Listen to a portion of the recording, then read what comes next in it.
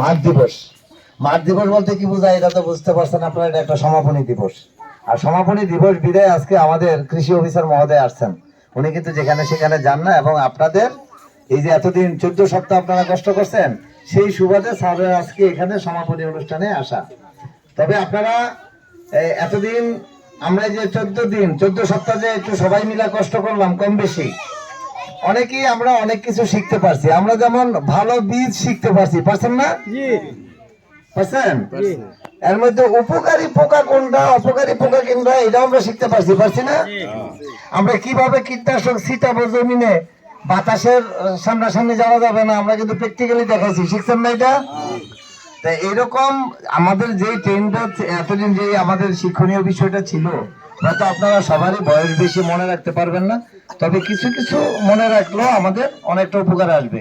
যেমন আমরা ধান জমিনে আমরা ডালপালা পুঁতে দিতে হবে, হেঁচা টেচা নানান ধরনের পাখি টাকি বসবে, এই যেমন অপকারী যে ক্ষতিকারক পোকাগুলি খেয়ে ফেলবে, এটি আমরা শিখছি না? এবছর কি আপনারা ধান জমিনে দিছিলেন? যাক মাশাআল্লাহ। তারপরে আমরা আরেকটা জিনিস শিখছিলাম যে পানির ব্যবহার, আমরা কখন কত ইঞ্চি পানি রাখবো জমিতে, এটা আমরা শিখছিলাম না? আমরা বীজতলাটা কিভাবে তৈরি করবো, এটাও কিন্তু আমরা প্র্যাকটিক্যাল শিখছি। এখন যদি এগুলো যদি আমরা যথাযথ প্রয়োগ করি, এবং আমরা প্রতি বছর যদি এই নিয়ম অনুযায়ী যদি আমরা ফসল মানে করি খেতে জমি ধান জমিতে, তাইলে আমরা অন্য অন্য বছরের তুলনায় বা অন্য কৃষকরা, সাধারণ কৃষক যারা এই নিয়মটা মানবে না, তাদের চাইতে আমাদের প্রতি বিঘাতে 10 থেকে 15 মণ ধান বেশি হয়, এটা একদম স্বাভাবিক স্তরে। তবে আমরা এই নিয়মটা এখন থেকে আমরা প্রতি বছরই মানবো, এবং এটা যেন আরো অন্যান্য চাষি যারা আছে তাদেরকেও আমরা শিখিয়ে দেবো। এটা ঠিক আছে তো? জি। আমরা এককভাবে লাভবান হবো তার দরকার নেই। আমার 30 মণ ধান হইলে ওনার যদি 25 মণ হয়, এতে আমার এমন কোনো লাভ হইতো না। ওনারও 30 মণ হোক, দেশ স্বনির্ভর হোক এবং উৎপাদন বৃদ্ধি পাক। এটা হলো সরকারের এই যে এখানে যে আপনাদেরকে এতদিন আমরা কষ্ট করলাম, করার পিছনে কারণ হলো এটার উৎপাদন বৃদ্ধি, দেশ খাদ্যে স্বয়ংসম্পূর্ণ হওয়া, এই জন্য এই ট্রেনিং এর ব্যবস্থা। তবে যাই হোক, আপনারা শিখছেন। আর আজকে আমাদের কোনো কথা নাই, কথা হলো স্যারের থেকে আমরা শুনবো উপদেশমূলক কথা। আমরা এই স্যারের কথা শুনেই আজকে ইনশাল্লাহ স্যারই আমাদেরকে সমাপনী এটা সমাপ্ত করবেন। তবে স্যার, আপনার যদি কিছু জানার থাকে বা বলার থাকে, আপনি এটা একটু জেনে নিয়েন স্যার। ধন্যবাদ স্যার, আসসালামু আলাইকুম। ধন্যবাদ আমাদের ট্রেনারকে, তালির মাধ্যমে অভিনন্দন জানাচ্ছি।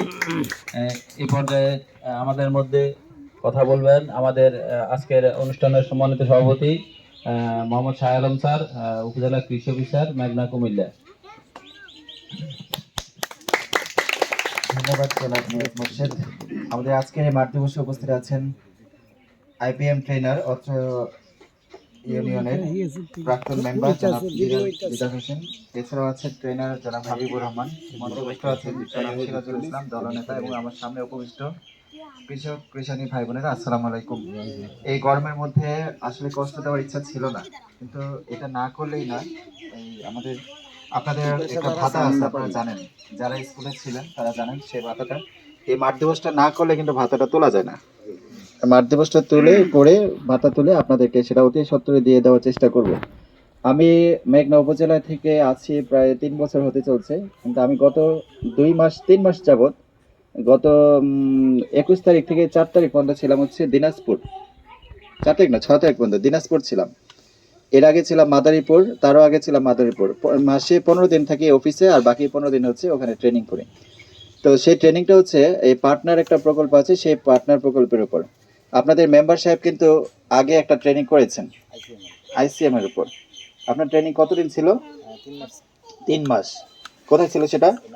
নাটোরে। আপনি কোথায় ট্রেনিং করছেন? দুজনেই নাটোরে ট্রেনিং করে আসছে 3 মাস। আপনারা যেটা করছেন 14 দিন, ওনারা করছে 3 মাস। তাহলে যে ডিগ্রিটা ওনারা 3 মাসে অর্জন করছে, ওনাদের ধারণা বেশি, বুঝি বেশি। কিন্তু আমার মনে হয় না, ওনার একটা কীটনাশকের দোকান আছে, তাই না? আপনি কি কীটনাশক কম দিতে বলেন নাকি? কীটনাশক আইপিএম এর মূলনীতি কি? কীটনাশক হচ্ছে সবার শেষে। যখন আমি কোনোভাবে পোকামাকড় মারতে পারতেছি না, তারপরে আমি দেব কীটনাশক।